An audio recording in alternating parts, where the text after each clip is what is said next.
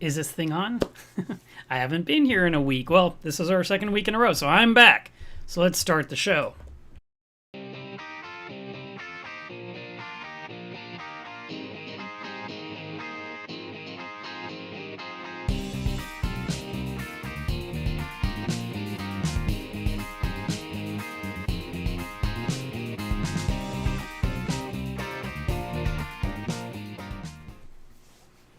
I want to thank Rogers Reef Food for sponsoring the show. This is a type of frozen fish food that your fish will come eat right out of your hand if you want to hold it, or you can secure it in the tank and the fish will eat it in that spot. It's just like grazing in a specific location, and that is pretty much ideal. Coral Magazine is a fantastic publication. I highly recommend it to everyone, and if you have an aquarium, you should be a subscriber. There's a link at the top of the screen, coralmagazine.com/Milev23. And that will actually get you pricing as if you were buying the magazine in 2012.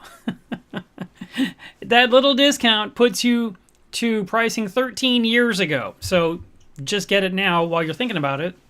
And that way you can read all the fun stories that we keep working on with every issue. I offer one-on-one consultation if you need help with your tank. We do a video chat for an hour, and I walk you through whatever's going on. You show me your questions. We review your ICP testing. Whatever it is, if I can do something to make your life easier, I'm happy to do so. You can reach me at sales@milosreef.com. Here I am. Sorry I wasn't here last week. I see Kyle is here. And yes, you are first. I guess everyone took the day off except for you. Amara is here. Hey, Chaz. So last weekend I could not do the live stream. My back was killing me, and this happens occasionally. And I was just like, I just don't feel like sitting here and trying to put on a brave face. And yet, fast forward a week, and that's exactly what I'm doing today. I have been out of commission for a solid week, and I don't really know what I can do to make it any better for myself. All I can do is just kind of think, well, all right, I did see a doctor. I did try to get some help for it. I got an injection yesterday that's supposed to, reduce my pain threshold or the amount of pain I'm feeling.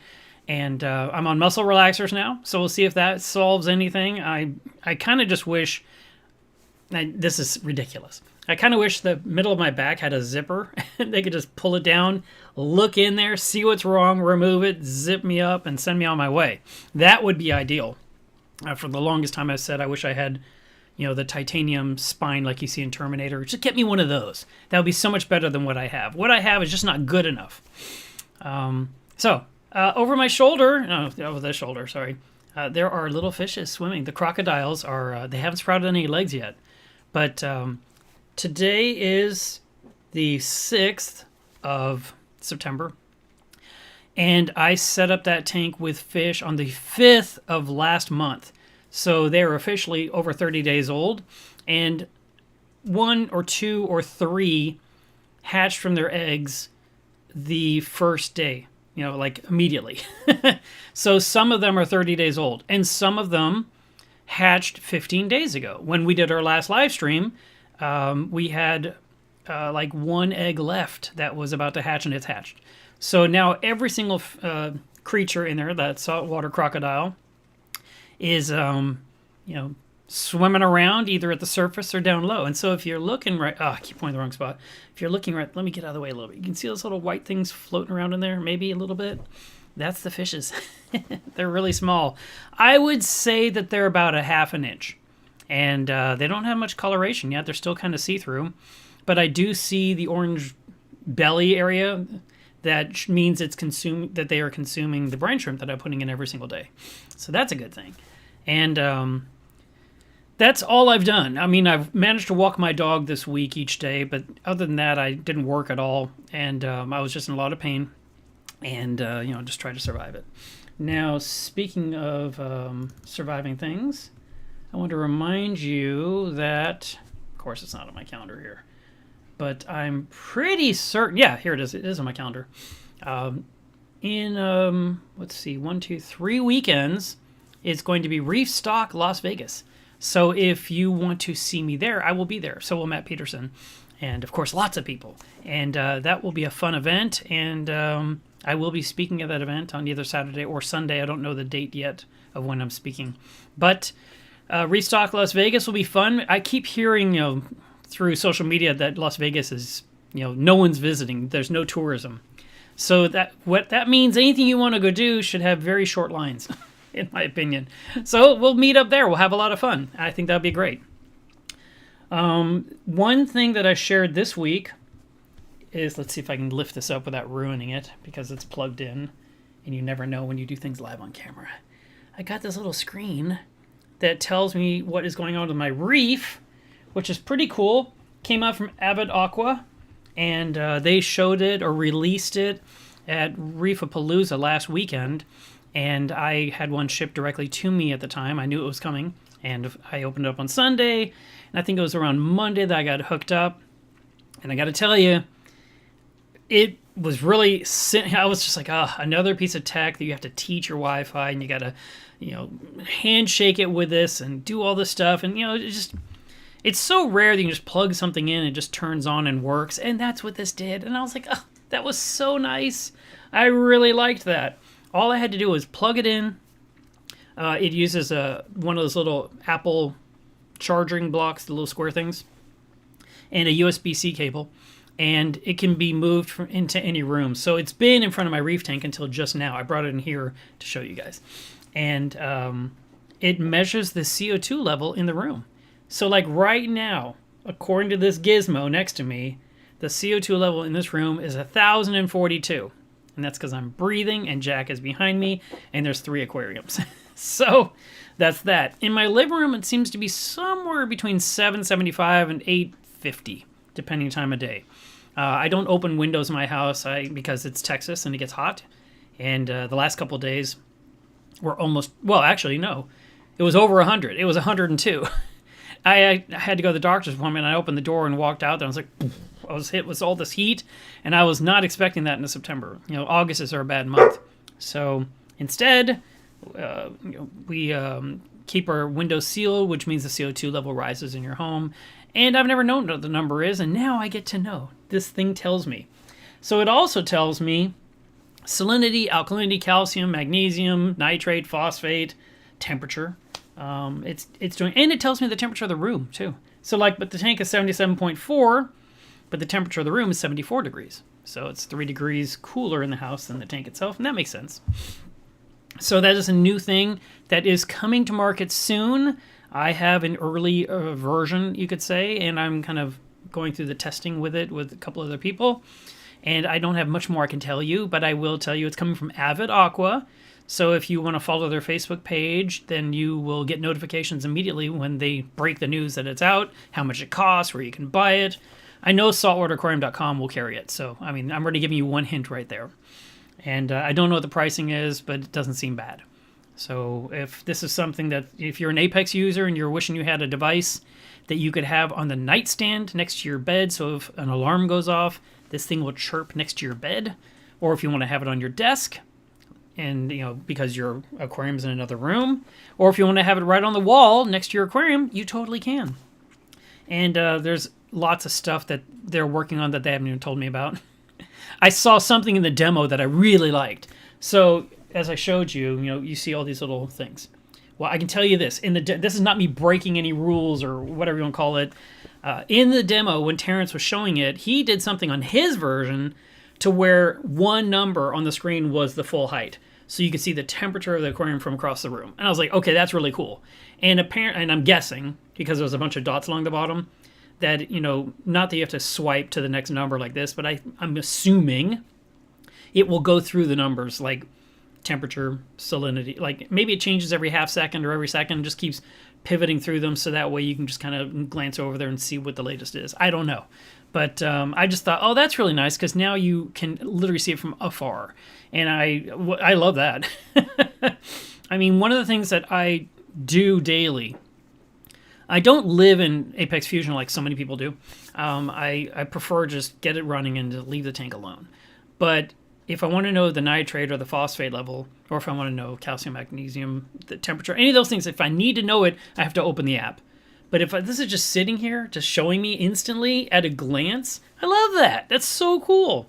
And I didn't have to tell it, here's the apex. I just had to turn it on and tell it, here's my Wi-Fi. It just found the apex. I was just like, that was sweet. So anyway, that's something. Hillary's here. She says it will cycle through. So she must have seen that demo in person because she must have been there. I was just assuming it has to cycle. I mean, otherwise the choice would be I want temperature on the screen at all times, and then maybe at some point I want salinity. I don't know, and I like force it to that, but it makes no sense. Right now I'm just seeing what it's giving me, and we'll see what news they share next. It'll be exciting. Let's see. Okay. My topic I do need to share some bad news about my reef that happened last night. About a week ago or so, well, before my back started hurting, 2 weeks ago, I noticed that I've been noticing, but I just noticed the sebay has been getting smaller and smaller. And this has happened in the past, and it usually happens when you have a lot of bubble tip anemones encroaching on it. Then the sebay shrinks down, they take up more space, and they are not friends. They are not compatible. And the sebay can only handle so much, and my tank is so overloaded with bubble tips right now that the sebay was out. It was just screwed when it comes to water chemistry. So anyway, it was shrinking, and I was aware of it, and I saw where it was. And let's just say that was a month ago. And then about 2 weeks ago, I noticed it had moved a little bit. And I was like, yeah, I really have to get my arm wet. But of course I didn't. And then about a week ago, I didn't see it. And I go, well, that's weird. And so then I did this, looking around and through the different crevices and from different angles. And I saw it was down lower and those bubble tips were up higher. And I was like, I have got to do something about this. And of course I didn't. And then last night I checked on it to see how it's doing, to see where it was, and it was face planted under the rockwork in the spot where it was a few days ago. And now that my back wasn't quite hurting as bad because of the injection, I was like, okay, let me climb up on the walkboard and at least retrieve it, put it in a totally different spot, and give it a chance to recover, And I reached in with my tongs, and it was just dissolving. And I was like, oh. So the sebay is no more. That's very sad. I had it for 10 years. I had it, a little bit longer than 10 years. I bought it from Paul Whitby at an event up in Oklahoma, if I remember correctly, a club event.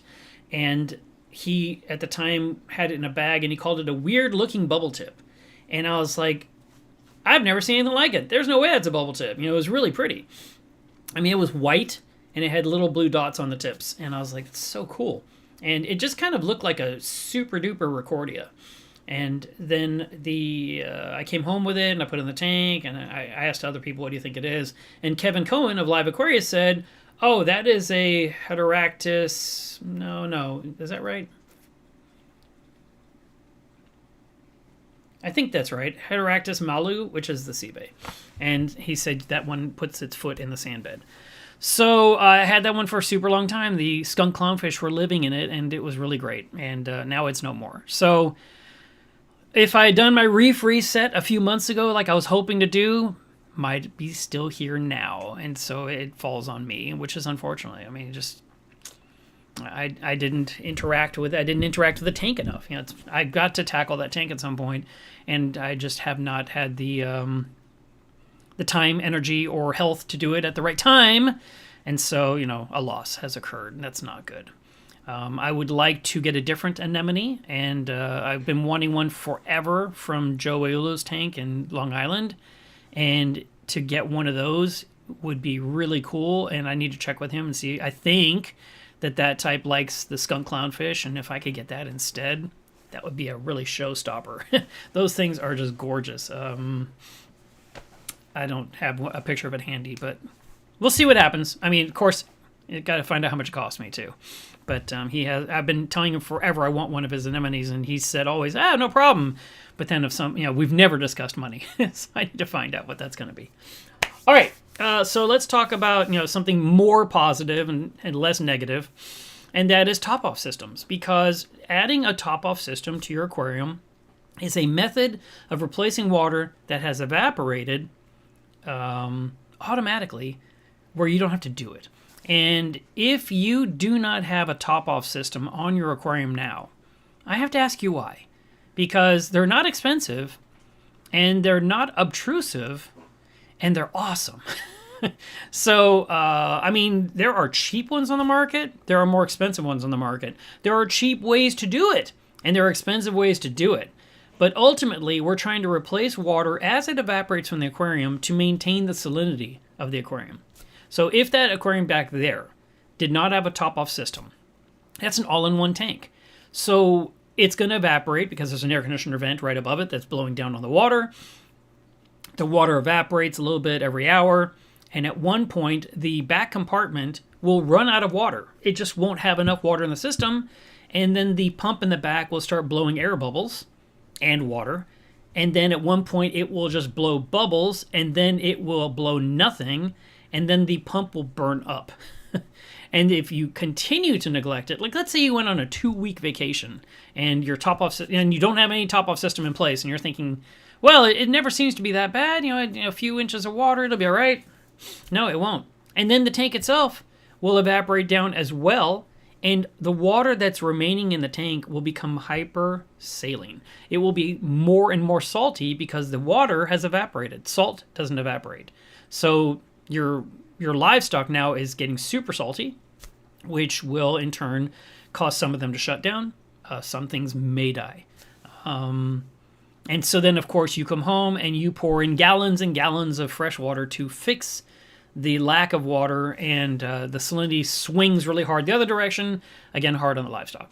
But if you had an automatic system set up that was adding water a few times a day, or even just once a day, just does it automatically, everything runs, you don't burn up pumps, you don't expose heaters that shatter, you don't have the salinity change in the tank, the zoanthids continue to grow, the fish are swimming right side up. It's all a good thing.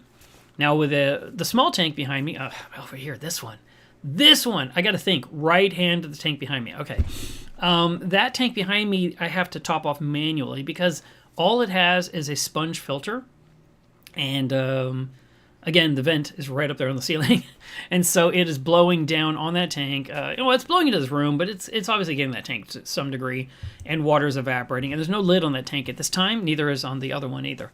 So with that tank, I just pour water in every 2 days, and I'm just adding about this much water across the surface of the tank.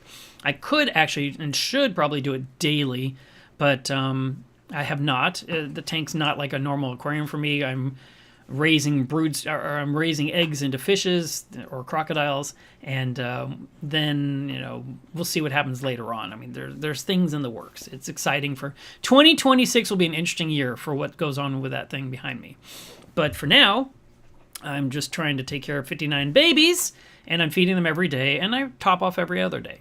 But I could not let it go for longer than that. And I'll tell you why. Because, again, the water level drops in the tank, and that is using an air lifter to push water and a little bit of air bubbles into the tank to create a minimal amount of flow so that it doesn't push the food fast and doesn't push the fish fast, because they're tiny. They're little babies, and they can't be fighting flow and chasing food and becoming something. It's too much, and they will die. So you have to have super low flow. But as the water evaporates, the air lifter no longer is pushing water to the surface. It is now bubbling in the tube, but it's not quite enough to pour over the wall because of that change of half an inch of water. So putting water in, topping off, brings the water level up to the right height so the air lifter can continue to blow and create a little bit of current in the tank. And that's really important. Let me see if I can get it out of the way so you can kind of see in the background there. That's the sponge thing, and the air lifter is right behind the heater. The glass thermometer is right there. So that system, actually, I have a video here of it that I can show you from last week. From 2 weeks ago. And you can see the air lifter just moving a little bit of bubbles right there. This might even be me topping off. Yeah, that's right, I showed you guys. So this is how I top off that tank. I just pour the fresh water behind the Matten filter, and salt and fresh water pour out. It kind of looks like oil and water as it goes in. And I just raise the water level up about 1/4 of an inch, not even a 1/2 inch. And that gets this thing to flow a little bit better. So as you can imagine, less water, it's going to flow way worse, or not flow at all, and everything becomes stagnant, and that's not good. So, all right. Just wanted to show you that. Now, with my reef tank, I've had a top-off system forever. a long time ago, back 2004. I rigged up a very simple system that is extremely dangerous, and I shared it with the world. And I had people saying, "Mark, you can't put this out there. People are going to copy it. It's dangerous." And I was like, "Yeah, it works fine." And they were just like, "No, that is not the way to do it. If you want to do it, you got to do it the correct way, and you can't do what you're doing." Well, I had an electric float switch inside my sump, and I had it hooked up to a pump over here that had water in a vessel. And when the float switch dropped, when the float switch dropped, then water would then pump into the sump until the float switch rose, which turned off the pump. So I'm not going to go into what I did that was so dangerous. I'm just going to tell you that's how it works. And that works with a good safe system too. So it's not like I'm, confusing you. But the float switch is just a way to trigger what the water level is in the sump. And float switches have been around forever, and they're low voltage, they're simple to use, and you just got to rig it. So I, at the time, had rigged it with a dangerous method, and people said that's bad. You got to use relays, and that way it's low voltage, and it's way safer for your system. And then there was a company that came out, and it was, again, this is almost more than 20 years ago. And man, what were they? It's almost in my tip of my tongue.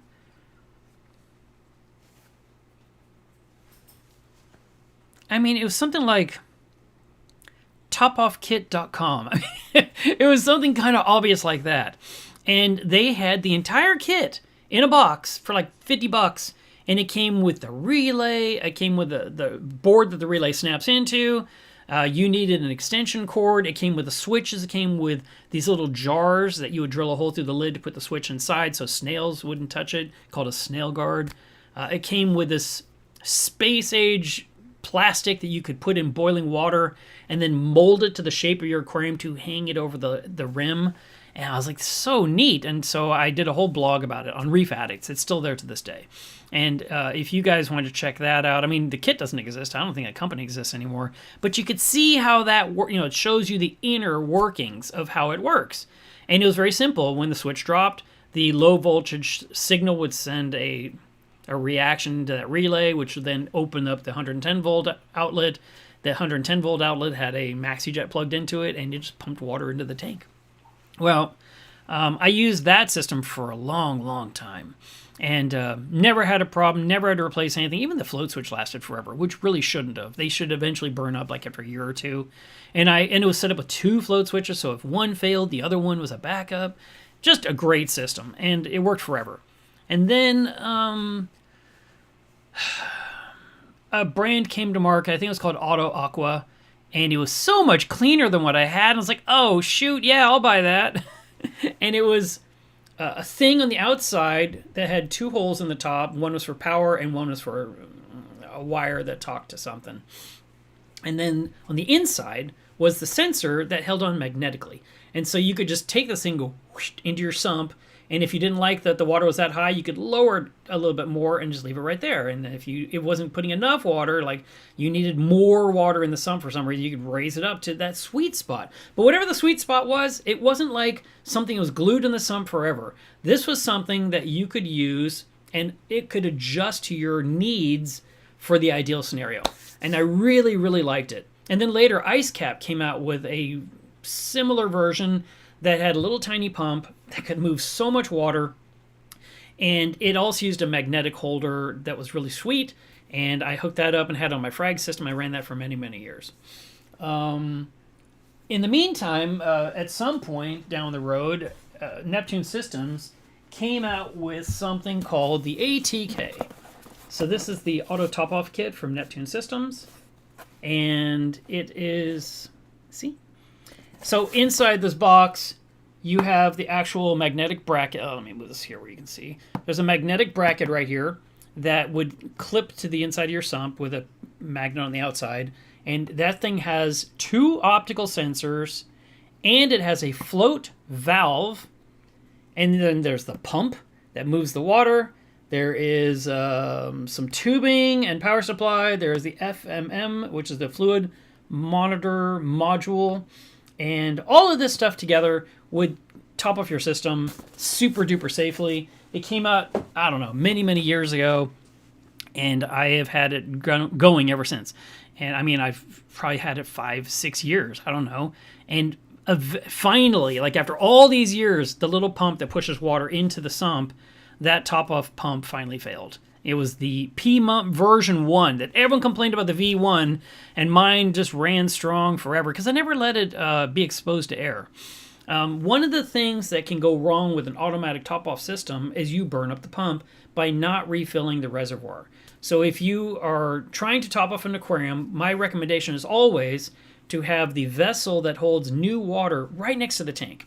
It can be inside a cabinet, it can be under a basket, it can be in full view. It could be inside the stand if you have enough space to squeeze one in. I make them in custom sizes. So if you said, Mark, I need a top-off container that is 5 inches wide and it's going to be 15 inches deep and it's going to be 20 inches tall, I will make you that skinny little thing. You'll slide it into your cabinet. You'll fill it up with water. You hook up your auto top-off system to it, and it moves water into the sump. And once a week, you refill that container. And that's how it should be. It should be that once a week, you fill the container. And but if you let it top off all the water out of the container to now the pump is exposed to air, it can burn up. It can just die. It can overheat. The impeller can swell, and that's it. And you got to buy a new pump. So one of the things that you need to do as the hobbyist is make sure your top-off container is never completely empty. Now, my top-off container under my 400-gallon is so large, it's like I'm bragging. It's 43 gallons, and it easily can top off my tank for like 11 or 12 days. I refill the reservoir every 7 days. So I always have about this much water still in my top-off container. I've had it come down to here, but I've never had it come down to here. Not one time. Not since 2011, so never.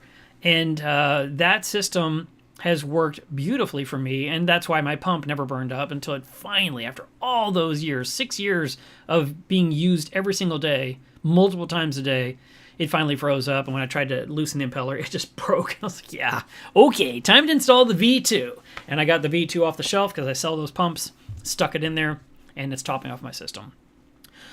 The top-off system does... It automates, like I said. Oh, before I go any further, let me say this.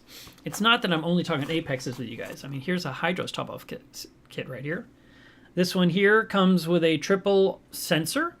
It comes with a pump and the tubing. It comes with a siphon brake, a little clip to hold the tubing on your system. It's all in one. So, I mean, that is another one that I sell. So if you're looking for some kind of a top-off kit for the Apex or for the Hydros system, I have them in stock. The beauty of having something like this is so much cleaner than something you rig yourself. But, let's go back, 20, 30 years ago.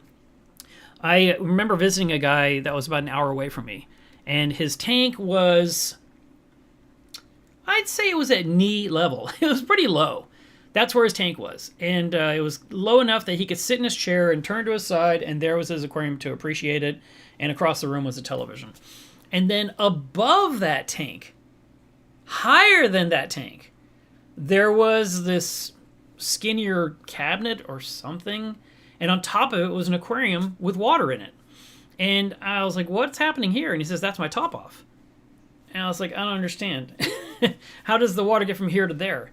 And he said, I have the water from that upper tank go to that lower tank. And then he showed me in the lower tank, the display, there was a float valve. So the float valve would drop, let water in, and when the valve floated up, it stopped the water, and it stopped the water from draining via gravity. So there's no mechanics. There's no sensors. There's no switches. There's no relays. There's nothing. It is straight tubing to a float valve. And it used gravity to do it. And then once a week, he grabbed a bucket of water, and he poured it in the tall tank, the one up high. And then it had, 10 gallons of water to top off that tank with a float valve. Totally safe. He didn't mind the look. His wife didn't mind the look. So, there you go. If you were trying to do something similar using a gravity system, you can. You just have to have somewhere that's secure for that tank that's up higher and easy for you to refill. Hoisting a bucket of water, 5 gallons is basically almost 50 pounds, and you're lifting that up to pour it into the tank might be hard on you. But if you had a way to like pump water up to it, from something lower and use a pump and some tubing, you could totally do that. Like let's say you want to put it inside a closet and then you want to run airline tubing, or we're going to call it 1/4 inch tubing here, to move the water to the tank and then have the float valve in your sump. You totally can do that. What I don't want you to do, and some people do, is I don't want you to hook up a float valve to your RODI that goes straight to your sump. That is super dangerous, and I have an article about this. I probably have a video about this topic saying don't do it, because it's not good for the tank and it's not good for your RODI system. So let me explain what the downside is so that way you understand. Number one downside, when you hook up a 100-gallon-a-day RODI system to your sump directly, if for some reason it does not turn off, it just runs, it will put 100 gallons of water in your sump in 24 hours. Okay? That's the number one downside, okay? The float valve is supposed to stop it from happening, but the float valve is it's the equivalent of putting your thumb over the end of a garden hose that's turned on, okay? If you look at a float valve and you look at it closely, there's a little rubber flap. You got 40 to 60 to 80 PSI water coming through your home pipes. 40, yes. Your RODI might have a booster pump, which pushes all the way to 80. So you get 80 PSI coming at that float valve, and then the float valve rises and it pinches a little thing against that rubber flap. And that rubber flap is supposed to stop all the water that's coming from the city, and it can't. It can slow it. It can make it bleed past, but it's going to keep doing it. While it's trying to do that, it is sending wastewater down your drain the entire time it's running. It doesn't stop. So you've got that working against you. So wastewater is happening, and excess water is going into your sump. And if you have too much water in the sump or in the ecosystem itself, your salinity is going to change. And this has happened and then there's people that don't even use the float valve. They just, like, I knew this family, they had a 400-gallon aquarium in their living room, and they had like 3 kids or 4 kids, and they just didn't have time for the tank. They were just determined to just go ahead and, keep it simple. So what they ended up doing was they hooked up the RODI system to their garden hose outside through the window. They ran the tubing through the window to the tank, and they stuck the tubing in the sump. Nothing on the end, just a tubing laying there. And they turned on the system. And an RODI system is silent, and especially sitting outside, you'd never hear it. You wouldn't even think about it. And then eventually the sump would overflow, and the carpet got all wet, and they're like, ah. And so they actually kept a shop vac by the aquarium at all times because they got the carpet wet all the time. And their salinity was fluctuating left and right because they kept making this mistake. Now, what is the other reason why it's bad for an RODI system to be hooked up to a float valve in your sump? Is that every time the RO system turns on, for that, and I'm talking about 20 minutes later, okay? Not like hours later, days later. If it has been off, let's say it topped off, and then it doesn't do it for like 20 minutes. And then it wants to put in more water again for a duration, and then it wants to turn off. Every time it turns on, you're going to get TDS creep that's going to shoot straight into your DI resin and waste the resin. And you're going to deplete it more rapidly because every single time the system is off, TDS is all over the membrane, is being released into the membrane housing. And then when the system turns on, it sends that water straight into the DI because the DI then goes straight to the line to the float valve. And so you're depleting the DI resin much more rapidly because every time it turns on, you hit it with 100 TDS. Even if it's just for 30 seconds or 60 seconds, it's 100 TDS. We want to hit it with like 2 or 4, never 100. So we want to avoid TDS creep, and you cannot do that when you have it hooked up directly to your sump. The other problem is that cycling the membrane on and off several times a day actually wears out the membrane prematurely and ruins it. Where if you turn on the RODI system once a week to fill up a reservoir, that's how they're designed to be. They're designed to run long and hard. They're not designed to cycle on and off multiple times a day. So don't want to ruin the room. Don't want to ruin the salinity of the tank. Don't want to ruin the resin. Don't want to ruin the membrane. All the reasons why you don't want to hook it up directly to a float valve in your sump. This is very important. So if you want to set up a auto top-off system that goes into your sump and it goes to a float valve, you totally can. Now, the pump might continue to try to run if something went wrong, but the float valve would prevent more water from going to the sump to most of its degree. Like I said, a little water is going to keep bleeding past it. It just will. It just will, okay? It can't stop it completely until you close the line, like shutting off a ball valve. So, keep that in mind because we want to make sure that we're being safe. But what I did with my tank, and it made me very happy, was that I set up my system and I used just a pump. And I had, like I said, these different devices over the years, but it always came down to either an optical sensor or a float switch or a float valve. And as long as you keep those objects clean and you keep the top-off reservoir clean, you're going to always be adding perfectly good, clean water to your tank automatically, so you don't have to think about it and you don't have to remember it, or you don't have to, or don't allow yourself to neglect it for days on end. And that would be the best bet for you. When I set up a tank, one of the first things I do, once I get everything operational, is get the top off set up next. And my frag system has a top off, my reef has a top off. Caitlin's tank doesn't need it because there's a sealed lid on top with an air stone, so it has the oxygen, and it does not deal with evaporation. I mean, it takes weeks to go down a half an inch, just weeks. There's almost no evaporation on that tank. The little tank here, the 1 gallon, that one also has a solid lid on the top, and so evaporation is minimal. I add water to that one once a week, and it's like this much water in the back compartment. It just kind of brings up just a little tiny bit. And then the tank right there, right there, is also got a top off. It's using a top off that came with it. I don't know what brand it was. And then you saw the system I use for the crocodiles. And that's it. So if you haven't gotten one yet, I highly recommend you do. Once you hook it up and see how it works, you're going to say, I should have done this so long ago. This is so great. All right.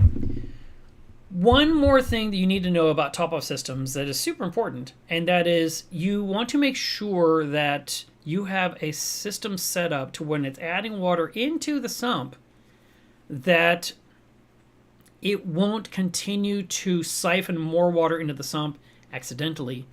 And let me explain how that happens. You've got a sump that's got 9 inches of water.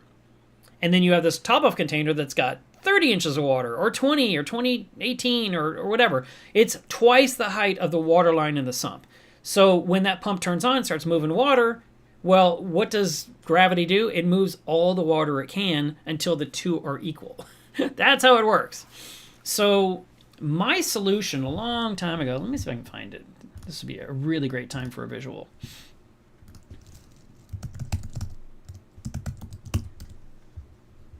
And I didn't set up this show to share my screen, so we're going to have to figure it out. Let me do a search here real quick.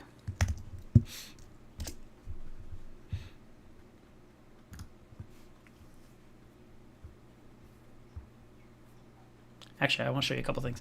Okay, let me see if I can find that thing.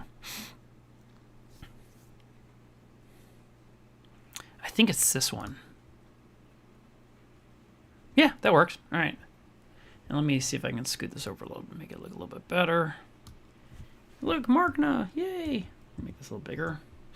So this was my old top-off system under my 400 gallon. This one retired about 6 years ago. And what I want you to see there in that photograph, I'm going to make that even bigger. You can see the RO tubing going into the top-off reservoir, and there is a valve right there that, can you see that? Let me see if I can do this. See that thing right there? That's a cutoff valve. And then it leads into the float valve that's right here. So when I was making RO water from the utility room, I made sure this line was open to let water trickle in to refill this reservoir. Then, when the float valve rose and the container was filled to the top, at that point where I was happy, I would then close this valve, and that would be it. No more water could go in for 7 days. All right, let's scroll down and find us another picture here. Now you can see it's all full. Oh, sorry, scrolled a little too far. And then right here, this thing right here, that tube, that was my system to break the siphon, because you can see how high the water line is right here. and the water line is way down here. That's a big difference. And I never had all of this water accidentally go into the sump because of my tube right here, my chimney. Everything's a chimney to me. So I'm going to show you how that worked. This is the chimney tube. These are my float switches that measured the water line in the sump back then. This was my one that does the job, and if this were to fail, then this one took over the job, which meant the water be an inch higher than it is. And then I had this tube, and you can notice that the inside of the tube is wet, and there's like trickling water. It was actually running and adding water to my sump during that photograph. This is the device I used to actually move water from this vessel into, and you're looking at a reflection here, into, because I put some tint on this.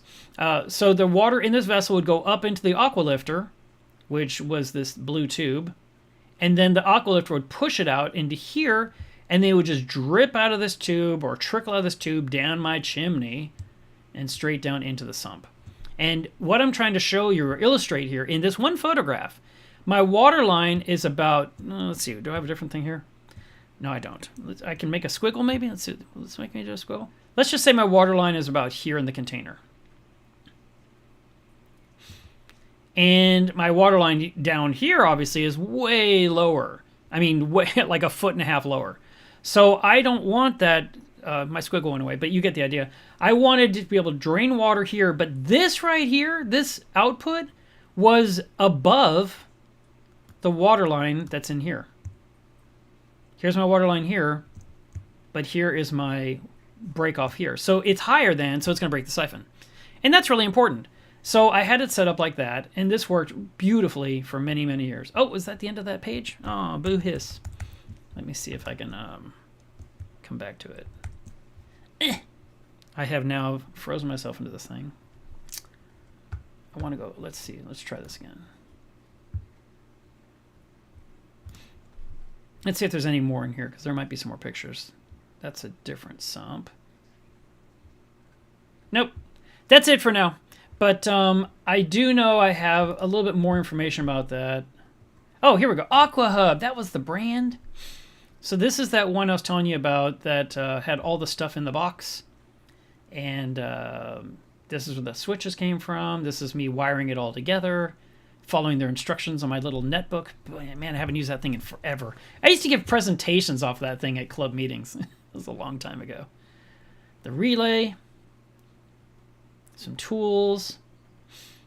I love these wire crimpers right here. These things that give you contacts. It's usually used for the telephone company. And there was my little relay box. Now, you don't need any of this stuff if you're just buying a nice established kit. But here's a good visual, again, to show you how the aqua lifter was pushing water into my riser tube, and then it would just trickle down. So the benefit of the water trickling down the tube is water didn't just squirt everywhere. It was going directly into my sump, in this case, into the return zone, but it was being guided down a tube. You can totally do this with PVC pipe. You don't have to have a clear tube. I just found clear tubing at Petco, and I made an acrylic thing at the bottom that was sort of like a base with a post, and I just set the pipe right over that and just stood it up in the sump. And this is what directed my water straight down. I didn't hear it spattering or splashing or trickling. It just went straight down. This was my relay box connected, with some zip ties under the stand with the extension cord that gave it power. Then you saw that. This is a different angle of, here's the water coming up from, actually this is a lot in this picture. So the water in this picture is not present. The water is actually lower in this vessel, but you can see the clear tubing I used. This is rigid tubing that was, a hole was drilled in the top of the top-off container. I inserted the rigid tubing almost to the bottom. And then I connected some flexible tubing to my aqua lifter. And then the aqua lifter just moved water from, it sucked water in and pushed it out and into my little riser chimney there. And that was how I kept the wires nice and clean. There's the old skimmer I used to use, the Euro Reef skimmer. Here's the water trickling when it's running. Here's the base that I made to hold the pipe in place. It's just a piece of 3/8 acrylic with probably 3/4 inch, maybe even 1/2 inch acrylic rod. I just glued a post on there and set it in the sump and put the pipe on top of it. And there you can kind of see it down there at the bottom. That's not what I want. I was trying to zoom in. Nope. But the thing is right down here is the base, and this is the tube. And that's it. So that kind of gives you an idea of how that would work with any top-off system. It doesn't matter what brand. You can use ATK, you can use the Hydros top-off, you can use anything on the market. But if you're trying to avoid your taller vessel full of water from siphoning too much water, one method is just have the tubing go into a riser tube that's standing in your sump. You just want to secure it in some way. Zip tie it to the sump, zip tie it up high. Just some way to where water is pouring into a pipe, but as soon as the pump turns off, the water retreats back into its reservoir, and there's no suction to siphon water out. If you were to just run the tubing up high and then run it down, it will continue to siphon. Just like doing a water change and making a mistake and you get water all over the carpet because siphon. We don't want any water to siphon. So I'm putting a smaller pipe into a larger diameter pipe that's standing vertically. That's one way. Both of those kits that I showed you have a siphon break fitting that is meant to be installed inside the reservoir. So the one you fill up with top-off water, above the water line inside the container, you would install this siphon break. And when the pump turns on and the water's shooting up the pipe to continue into your sump, there's water squirting out that little siphon break. And then as soon as the power goes off to the pump, that little hole that was squirting water will suck in air and breaks the siphon, and the rest of the water in the tubing will either fall this way or fall that way, but it won't keep drawing water out of your top-off reservoir. I hope that makes sense. It's not super complicated, and once you've done it, you're like, oh, I get it. I see how that works. And the reverse siphon, or the siphon break that we're talking about here, is something we also use with our aquariums. Where the water's pumping into your tank, those nozzles that come into your display, they should have anti-siphon holes drilled in the bottom side to prevent excess water from being sucked out of the tank when the power goes out and the return pump is no longer running. And so we put in those holes, they're siphon breaks. And those holes will suck in air, water stops going down the pipe immediately, and no more water drains down into the sump. And on my 400-gallon reef, I have that thing called the reverse check valve that has been working beautifully for the last 14 years. And as soon as I turn off the return pump every night to feed the fish, I hear it go poof, and it sucks air into the pipe, and none of the water that's in the display gets sucked through the random flow generators, the RFGs. And so my tank does not drain this much water like it would if I didn't have a siphon break. So having a siphon break on your top-off reservoir is key. And that's it. If you do all these things I've described, your life will be wonderful. And it's not hard to set up. It's just kind of have to work your way through it meticulously. And of course, you can ask me questions. You can ask others. You can come into Club Miller's Reef and you can say, hey, I'm trying to do this and I don't quite understand such and such. And the group will be happy to step in there and give you some assistance. Jonathan says, I thought I heard the Tom Aqualifters came back. I don't know. That was way back in the day. I used to love those things. There was a brand of a hang-on back overflow box that used the Tom Aqualifter continuously. You set up the box on top of your aquarium, like, here's the wall of the tank, so here's the body of the tank, and here's the back, that's going to drain down to the sump. And you'd set this box over the wall of the tank, and then on top of the box, you'd set the Aqualifter, and you would plug that in, hook up some tubing, and you would constantly suck out any possible air bubbles that happened to the apex of the water flowing over the wall. And that was a workaround to avoid having air bubbles trap at the top that would break the siphon or slow the siphon of getting water out of an aquarium. And they used to be dirt cheap, like $11. And if you come across one now these days, last time I checked, they were really expensive. I was like, wow. And I was just thinking, be great if they were completely available to Bronx Reefer says that they are back under a new name. Well, that's good to know. I didn't know that. Yeah.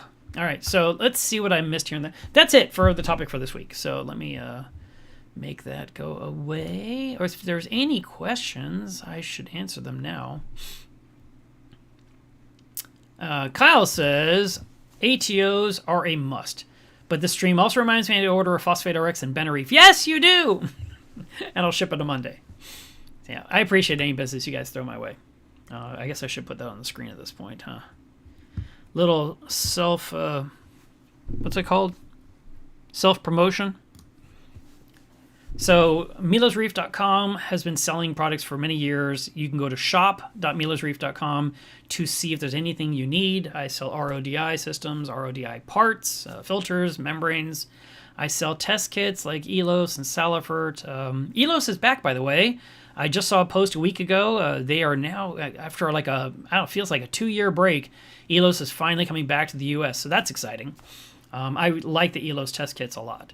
I sell biopellets, and I have 2-part additive, and I sell Ecotech gear, Hydros gear, Apex gear. I mean, there's if I'm using it on my system, odds are I'm selling it. By the way, I don't know who asked me, but I got an email probably about 2 weeks ago, and he asked if I had gotten in stock the Aquamag, the little cleaning magnet for small tanks that Two Little Fishies made, and I do have them in stock, so I'm answering you now in this live stream. I will also try to hunt down your email and reply to you there, because I know you've asked me a few times, and I finally found them a few days ago. I was like, aha, I do have those, so that's in stock as well. All right, let's see.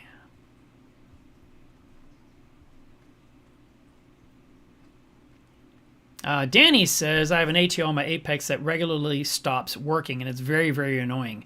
When you are trying to program the ATK, the one that comes with the Apex system, with the Neptune system, I use it pretty much out of the box the way it is. There's one line of code in there that I remove. It's the defer line, and so this is... A lot of people that have never used a controller don't like when I talk about this stuff because they think, oh, programming, that's horrible. It should be much easier. I'm like, I get it. There are ways to make it easy. There are tasks built into Apex Fusion to help set things up. There are real simple programming choices, like I want it to always be on, I want it to always be off, I want to this, I want to that. There's that. And then there's coding. And coding is when you want to fine tune it, and you want to find that sweet spot.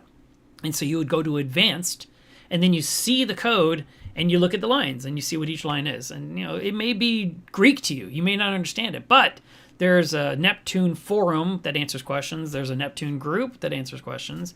And there's lots of videos on YouTube that walk you through some of this stuff too. So there is a possibility of getting help with that. But in the lines of code for the Apex, I have found that the one that I didn't like was defer. Because defer meant wait 5 minutes, I think.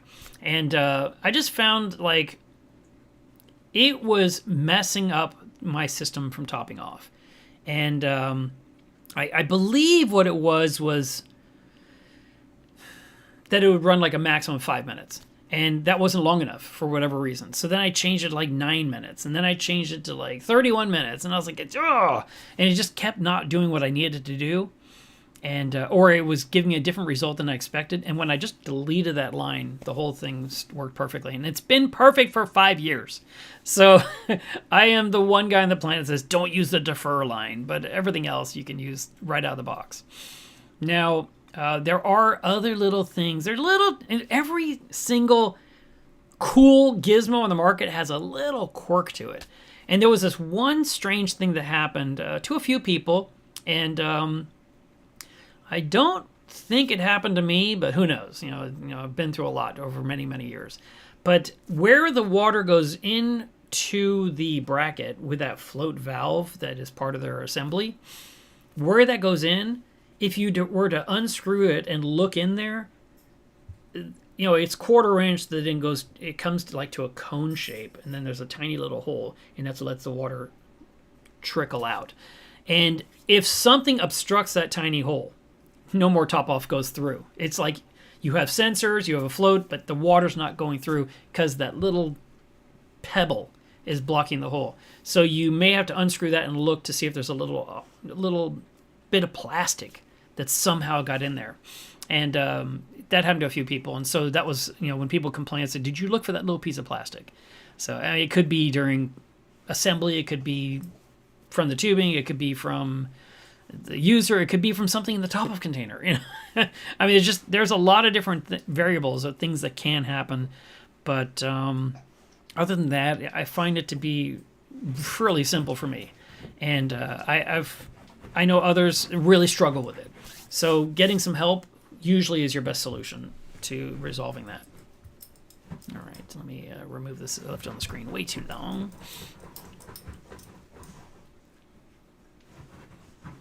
Andreas says, I need to make top-off. Thanks for the reminder. So my routine is to refill my top-off containers every Saturday.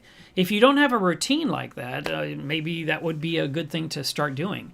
And so in the case of my system, I turn on the RODI system. I let it run for 90 seconds to burn off the TDS creep. And then I close that valve and open a different valve that sends water to my fish room. And then water will go to the top of reservoir under the frag system. It will go to the top of reservoir under the reef tank, which is that 43-gallon container I talked about. And then I have a jug that I have to fill up, and that one's really important for me not to forget about. But I think that jug will fit into a 5-gallon bucket, and that will be my solution to not getting the kitchen floor wet. And I have to fill up that jug to refill a bucket behind me for that tank. And every single week on Saturday, I fill that container too, so that the water box will get topped off. And that's it. And then, once the water level rises in all vessels, the float valves all come up, and the RODI kind of makes this weird shuddering sound, like, and I'm like, okay. And I walk over there and I turn it off for a week. And that's my solution.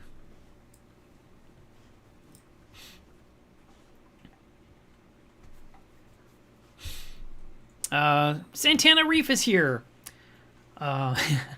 He said, I'd rather be here than go to Aquashella, New Jersey. But no, go to it. Have fun. Aquashella is a fun thing to go to. And I knew that was happening. I was thinking it was this weekend, to be honest, but I wasn't 1,000% certain as I was talking on camera. But anytime you can go to an event that has reef keeping, you should go. And yeah, it'd been great to meet you too. So if you do get to see me at one of these events, tell me who you are. Tell me your username too. And I will try to make the connection. Sometimes I do, sometimes I don't. A long, long time ago, this is so funny. I was at a MACNA, I think it was Boston maybe, and we had kind of a large group of people decide to go to lunch. And normally, I would just stay in the vendor hall and talk with people about whatever, products, But I was like, let me go follow this group, see where they go. And so we walked out of the hotel and down this pathway and walked into a restaurant, and we found this big corner booth, a huge round table. And you had to get, some people had to go in first, and then more people got in, and now you're trapped. And so I decided to get right in the middle, get trapped, because I'm not going to need to get up or go to the bathroom or anything like that. I'm just going to enjoy, and I'm going to hear the conversation, and it'll be fun. And so there's this blonde girl sitting next to me, and we got immersed in the conversation. And her name was Amy. And we're talking, and we're laughing, and we're listening to other people talk about stuff, and we're reacting and stuff. And we've been talking for like 45 minutes, sitting side by side. She knows I'm Mark. I know she's Amy. And that's as far as it went. And then I don't know. I think it was but we're still sitting because I looked down at her name badge. I was hanging around her neck. And it said her name was Tippy Toe X. And I was like, oh my God, you're Tippy Toe X? And she was like, yes, who are you? And she looks at my badge and goes, you're Milev? And I'm like, yes. Which was crazy because we've been online friends forever. And we were part of something called Team RC, which was a group of people that basically was doing mentoring for people on Reef Central and helping find really cool topics that would be used in reefkeeping.com and looking for cool things for top 10 lists and whatever. So we were working together constantly. We were in chats when Masnet would have their monthly meetings, those things droned on. They were so boring. I'm sorry, they were horribly boring. Myself and Tippy Toe X would be in this little private chat box giggling and joking around and stuff. And here I'm sitting next to her at this event, not knowing it's her. And it was like, all of a sudden, we cared way more about, talking to each other because now we had faces to go with these nicknames that we would only read online in either Skype or on Reef Central. So yeah, anytime you can go to a show and you get to meet other people and you try to figure out their username or you try to figure out who they really are. I mean, I'm not great with names. I tend to remember aquariums really well. But when it comes to people, I have the worst memory. And it takes me a long time to embed a name into my head to where it stays with me. But I try. I never stop trying. And so when I meet people at the shows, I try to connect them with their names they use online. I kind of wish if you were on Facebook and we were friends that your profile picture was not a cat, but it was your face. So when I see your face in person, I would say, oh my God, it's Bob Stark or whatever. You know, it's like I would know. But that's just personal pet peeve. I mean, I get it. People like to use whatever they like to use as their profile pic. I see John's comment. My ATO programming is better than Mark's. I feel like that's a line from a song almost. Tanner says, I need help with a 21 Tails torch. Everything else is fine except this one, and I can't figure out why. Maybe you could ask in Club Milo's Reef. And you can post some pictures or some videos. Maybe we'll see something that's obvious. Maybe it's an incompatibility. Maybe it's a neighbor that's stinging it. Maybe it's a fish is nipping at it. Maybe a vermitid is casting a web on it from afar. I mean, these things happen. But let's try in there and see if we can help you over there. If you are not a member of Club Milo's Reef, it is simple. You go to facebook.com/groups/Milo's Reef. And that group has just less than 10,000 people in it. And odds are someone else with torches will have some great opinions and be able to help you. Let's see.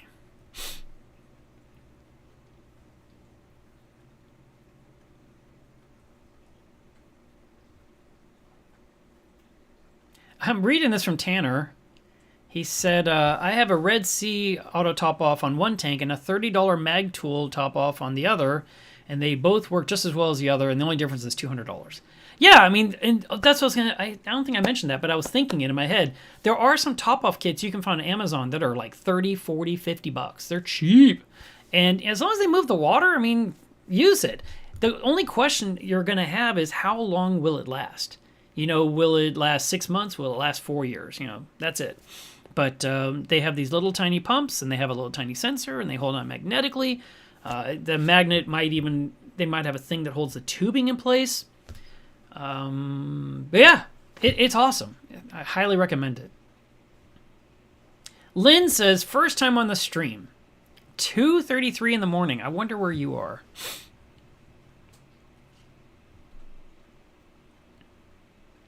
Tunzi is another one. I've never used the Tunzi top-off.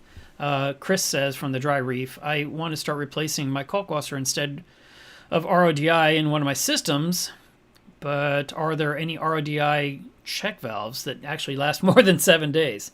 Yeah, I don't know. There are inline, like I have a check valve that's inline, but what you almost need, Chris, is probably a union where you drill a small hole through the side, and that way it breaks the siphon. Sort of like what's built into the ATK. You know, that kit, I'm not going to open this box because it's for sale. But this one in here, in this tiny little spot right down there's a little white thing right there. That little white thing is just a coupling with a hole drilled in it. And when they, here, let's just pretend this is a coupling. They don't drill the hole like this. They drill it like this at an angle. So when you install it and the water's shooting up, this will shoot water downward. If you install it this way and the water's shooting up, it will shoot water up this way because it's drilled that way. So you want to install it to where it drills down back in. But kalkwasser is tricky because with kalkwasser, it tends to clog stuff. And if you are trying to pump kalkwasser up through this coupling with a small hole and a siphon break on the side, that hole could become obstructed. You might have to sit there and poke it open once a week as buildup occurs inside that hole. So that could be a 7-day project too. It might be every Saturday you got to unpoke the hole or poke the hole to make sure it's open. You know, not that it's clogged, but to make sure it never clogs. It could become a thing. Bronx says, I love the new generation Tunzi top off. They came out with a different one about a year and a half ago that had triple sensors on it. And I was like, oh, that's pretty interesting. And I know that there was a few people that had a problem with the newer one. I was like, oh.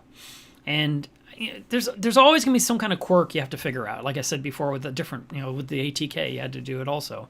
So ideally, you want to just install it properly and follow the guidelines. And then if there's a problem, contact the company for assistance. And then hopefully you can figure out what's going on to make it work seamlessly. Because once it's working perfectly, you'll be really happy. Andreas says, Flipper makes a gravity-fed system for nanotanks. It's pretty cool. Yeah, I've seen that on that guy's tank on Instagram. That's his name. I'm drawing a blank. He has the little, it's a vessel that is the length of the tank, and it just sits on top. The camera's like, go away. Wow, that was crazy how that did that. I don't even know why it did that. That is so funny. But you'd put it on the tank, and then I'm cracking up. And it would, like you said, it would just, there's a pipe coming out the bottom, and as water goes down, it just lets some water trickle into it, kind of seals off the water line, and it can last up to a week on a smaller tank, like on the Hello Reef tanks, for example. I always want to say Hello Fresh. I always want to say Hello Fresh. Who is that guy? Can't think of it. Andrea knows who I'm talking about. He has stickers all over his box. So at first I was like, what is that? Because it was just covered in stickers. And I didn't realize it was a Flipper product. And he might have put the stickers on there to keep light from shining on the top-off container so it doesn't attempt to grow some algae inside it. Top-off containers, I didn't really go into the reservoir as much. I was talking more about the automated system. But the reservoir you're using can be anything food grade. So it can be a glass aquarium. It can be an acrylic aquarium. It can be a bucket. It can be the water jugs from the fish store. One local club member here many years ago took 3 of the jugs from the fish store, and he hooked up. He put tubing down all 3 jugs, and then they all kind of wide or teed or somehow connected into one line that went to his top off. So he had 15 gallons of top off for his aquarium. And I was like, wow, that's pretty smart. That was another method. Instead of having one big barrel, he chose to use a bunch of jugs and have the spider web of tubing go to all of them, and they all suck up water until he had top off. One thing I've done in the past when I had to travel is, like my top off system, like at one point I had a couple of wrapping paper containers that would hold 15 gallons of water. And that was exactly 3 days of water for my aquarium, which is not enough for a trip. If I'm going to be gone, I might be gone 4 or 5 days, but that was only 3 days worth. And I could only put 15 gallons. That was it. That's all I could hold. So when I had to do a big trip, I brought in a trash can that was food grade, and I put it next to the sump, and I moved my top-off pump and tubing out of that smaller reservoir into the trash can, filled the trash can with way more water, and let that be my top-off because I wasn't going to be home. So the trash can wasn't in my way because I'm not there. And then when I came back from my trip, the tank was all topped off. I could get the trash can out of the way, go back to my normal system that had the 3-day supply. So, keep that in mind too. If you're having a vacation, you're like, well, I have to have enough top off for 2 weeks. You can totally put a much bigger container that holds water in front of your tank or near your tank where the top off system can reach. And you can just move it from the smaller vessel to the bigger vessel with more water and top off.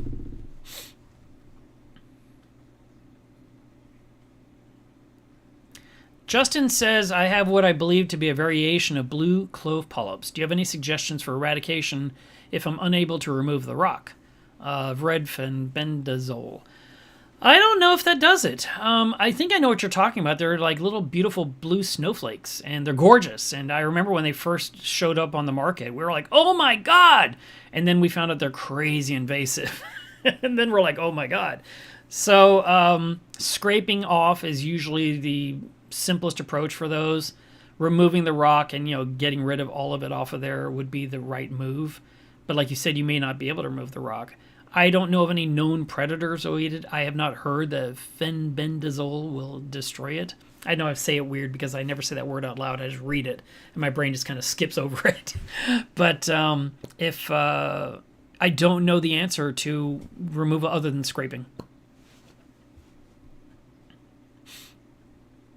And Justin says, I'm worried that that product will kill my zoas and mushrooms and green star bulbs. Yeah, I don't know. Kyle says, I am really getting sick of filling my automatic top-off reservoir on the 50-gallon. I wonder if an aqualifter type pump can pull water up from my basement. No, the aqualifter can't. It's not strong enough. You would need a stronger pump. But you can definitely have a top-off reservoir. Matter of fact, I think the ATK's pump can push up one floor. And there was another brand that could do it too. It's actually remarkable, these small little pumps that can move so much water. But the ATK, I know it can go from basement to the sump. So that would be better, because you can have a larger container downstairs. Mario says, is 1 TDS RODI water as bad as they say? No. 1 TDS is okay. It's way less than what it was originally. And there are times where a little bit goes into my system. Might be 1 TDS. Your top-off reservoir should also remain super clean. And if, from time to time, you could take a TDS meter and put it in there and see what it measures. And if it's measuring 0 or 1, good. But if you're seeing 10 or 20 or 40 in there, you need to take that reservoir out and go clean it, clean it with like vinegar and water, rinse it well, let it air dry, and then bring it back, put in new RODI water, and hopefully it measures 0 again like it should. Some of the TDS will be coming from the ambient air of your room. Maybe this reservoir doesn't have a lid on top, so it's just open to the elements. It could be salt water, salt creep, salt residue got into the vessel. It could be stuff coming off the pump. It could be stuff coming off the tubing. We want to make sure that everything's super pristine in the top of reservoir. You want that pump and that tubing to be super clean. Keep your hands out of it. Have a lid on top. These are all the things I do, and that's why my reservoirs are measuring about 1 TDS, which is virtually 0. Oh, look, Phil chimed in about this fenbendazole. Says he's used it several times with zoas and mushrooms were not affected. Not sure about green star polyps. Let's see, what else do we have here?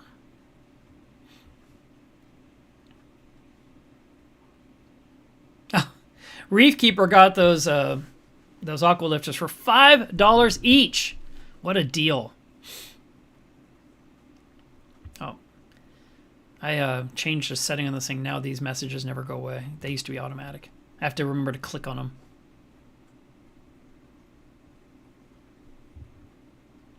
So the when statement that we talked about earlier, that's in the ATK programming, John says that his has got set to, when is on for 12 minutes, then it goes to off. The idea is that your top-off system should turn off before 12 minutes in this exact line of code. But so if it topped off in 8 minutes or topped off in 9 minutes or 11 minutes, that's fine. But if it goes the full 12 minutes, then the Apex will turn the switch to off, and it will not top off again ever until you switch it back to auto. And that was the thing that was driving me crazy, because it would turn off my system entirely and it wouldn't top off. And I was just like, it keeps doing that and it shouldn't be doing that. And so I kept trying higher numbers, trying to find that sweet spot. Like, I guess it takes 16 minutes for my system to top off. And whatever it was, I just getting rid of the when statement solved the problem. Everything else works exactly like it should. I never add too much water. It doesn't run too many times a day. It just tops off. But yeah, that thing was driving me crazy. Oh, nice. Fairly Odd says, in an unrelated topic, I'm the proud owner of a Mila's Reef 3-section dosing container, and it's awesome. My question would be, I want to dose a second tank out of it. How would you recommend to cleanly drill 3 more holes in the top so I can just run another line out of each section? Thanks again. Love this live stream. Okay, well, if you have to drill more holes, they have to be pretty big. Well, they don't have to be. If you just want to put the 1/4-inch tubing straight into the reservoir, you totally can, and you can just use a regular drill bit. I like stepper bits, but you're going through 1/4-inch material. Let me see if I can find a stepper bit on Google real quick. Where's my mouse? Stepper, because I want to show you the difference. Drill bit. And of course, these are all examples of what I don't want you to get. All right, let me just stick this screen on here again. Where was it?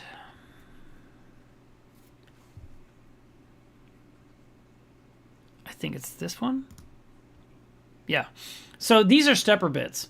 They're great for drilling through acrylic because as they go through, they then go wider, wider, wider. The problem is they put the steps too close together. They're like, 1/8 inch, 3/16, 1/4 inch, 5/16, 3/8, and it's just so rapid that you're not getting a 1/4 inch hole through 1/4 inch acrylic.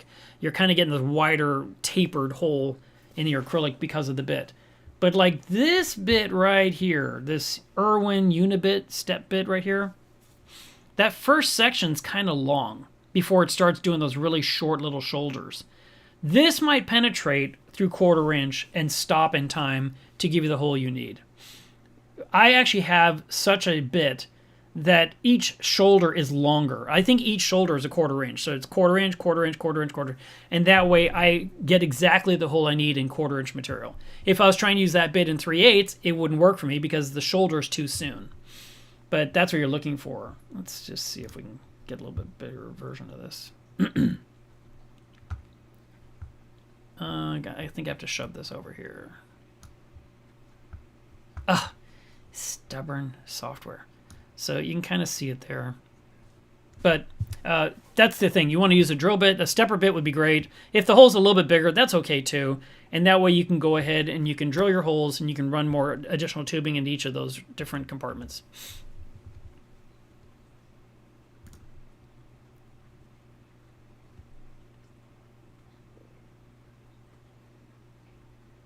Protex Remodeling says, I have 4 Auto Aqua ATOs that work flawlessly. He was not happy with his Tunzi.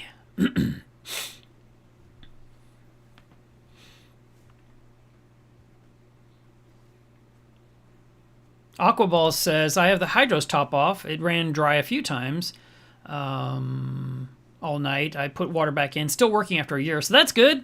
Only if I can program it to stop when the reservoir is empty. Yeah, it'd be nice if you had a way to just say stop topping off until I have more water in the system. Phil says you can program it to shut off when the reservoir is empty. And he's going to post the settings. That's really neat. So thanks for helping, Phil.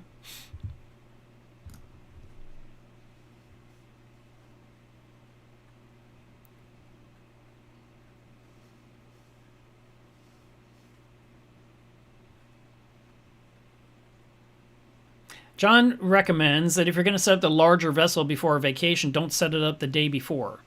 And remember the anti-siphon rules. Well, of course. But I do mine the day before. But yeah, you're right. If you set it up like 2-3 days in advance, you'll be there to see how it works to make sure it's working properly. And that way, when you do grab your suitcases and run out the door, you know it's good to go.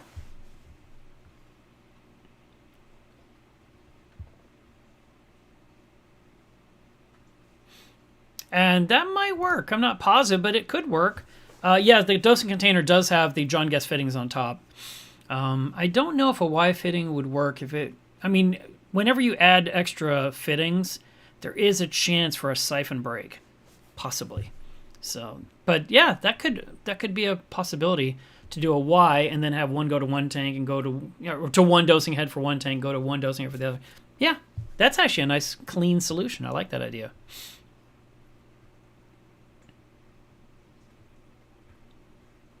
Mike says, with stepper bits, do not get the ones that have helical flutes like a traditional bit. They will put the bit into the plastic and possibly crack it. Been working around plastics for 20 years. Yeah, good to know. Thank you, Mike. I hope the one I have is fine.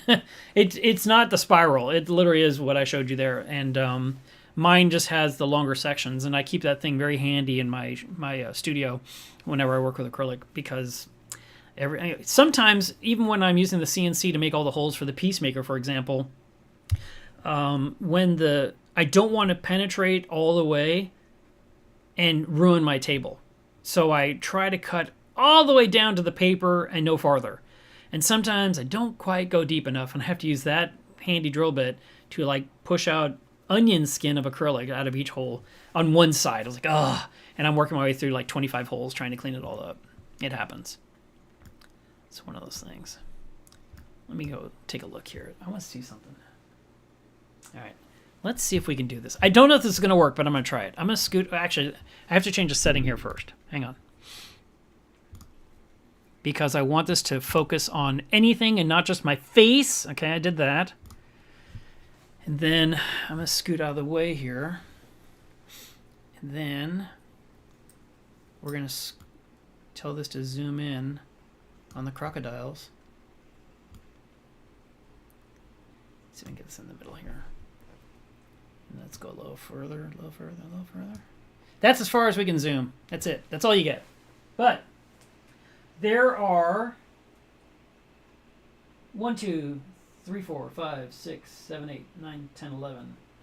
11 babies near the bottom. There's 1, 2, 3, 4 in the middle section, and then there's probably like 25 at the top. Like way up high. But yeah, they're doing good. So far I haven't killed any. I'm pretty proud of that.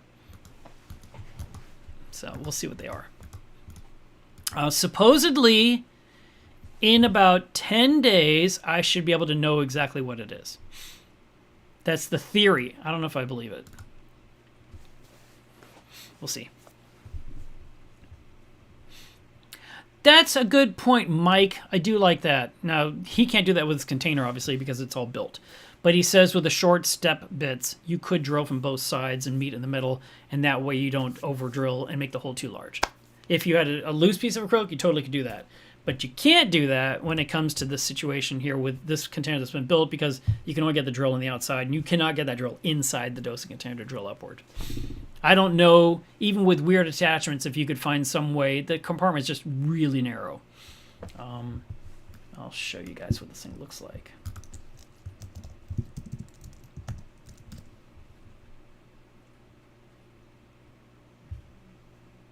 Dosing. I don't like my website. That's why I need my new one to be live, and I haven't had time to work on it. You'd think while my back was out I could have done it, but I couldn't sit at my desk. I couldn't do anything. I was so messed up. Find this thing to share again. Where did it go? So this is this is not what I want to show you. This one right here. Well, even that's not a great one. You know what? I think I have a picture on my phone. I think I took a picture before it shipped. That's not it. That's a top-off reservoir.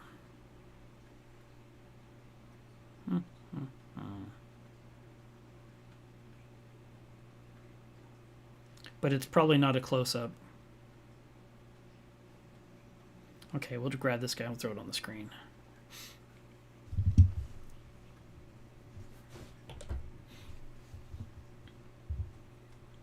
How you guys like my red mic? Okay, this is actually I'm gonna crop this thing first.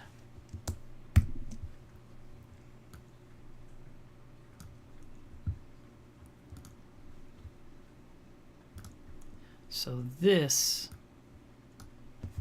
is the top of it with the John Guest fittings and the rigid tubing that goes down into each compartment. This one has 4 zones, and this has one solid lid that you can remove, so you can fill up all 4 reservoirs while it's open. And so in the case here, I think Phil's suggestion of using a Y on top of these might be ideal, actually. But that's what the thing looks like. It's a nice clean thing. It doesn't take up a lot of room. These reservoirs take up about, I think it's 5 inches wide and about 21 inches long and about 12 inches tall. And so you can just be right there under all your dosers on the edge of your cabinet. It's very convenient. Okay. All right. But yeah, that was a good tip about drilling from both sides. Definitely a great idea to do during the construction phase. All right, guys. Well, my back is done. I took a muscle relaxer before the show, but I can feel it just bothering me. So I think we should wrap up. We should go to that very important section here. Not that one. We already did that one. This one. It is water test Saturday. Please do test your water parameters. Make sure that everything's healthy in your tank.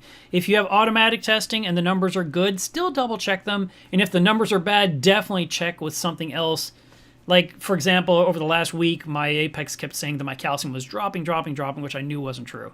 And I finally pulled out my ELOS test kit, and it was 410. It was not 300. And I was like, yeah, I know. It's just... And now today, the tester's saying it's 538. I'm like, what changed? How did it go from it's dropping to whoosh, it's up?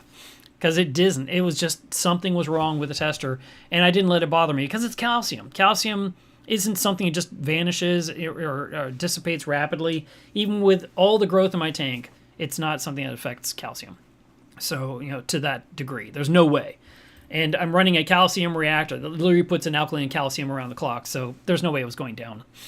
Alkalinity, on the other hand, could sneak away from me, which is why I love to have this gizmo here that tells me an alk right now, this minute, is 9.6. I'm like, yes, that is so sweet. Magnesium is 1435. I love that too. That's another good one that's right there on my screen. So I get to know what it is. Back to top-offs before I hang up this show, before I abruptly say goodbye. There are devices, like the Apex uses something called the liquid level sensor, LLS. You can set those up inside your top-off reservoir where it measures the water height in the container at all times and tells you. You just open up Fusion and look, and you see how much water is left on the ruler, basically. It's in a graph. It's really nice. And you can probably, using that sensor, say, if it gets down to 3 inches, turn off the top-off system to not add any more water until it's been refilled. Which is, I don't have to do that, but it's a nice feature that is available. And there are other methods, of course, with the hydros as well. Ultimately, you want to set up something to where if this many gallons has been used up, stop running until I can refill it. But then you have to remember to reset it when you're done. Because when you do refill it, you need that thing to keep topping off. And don't forget about that part. But there's probably always a solution. There's more and more home automation on the market. And so we love to use these things to make our lives easier. And I highly recommend, finding ways to make reef keeping easier for yourself so you can enjoy it and not be stressed about it. So test your water today. I hope you guys have a great weekend, and I'll see you again next week. Bye, guys.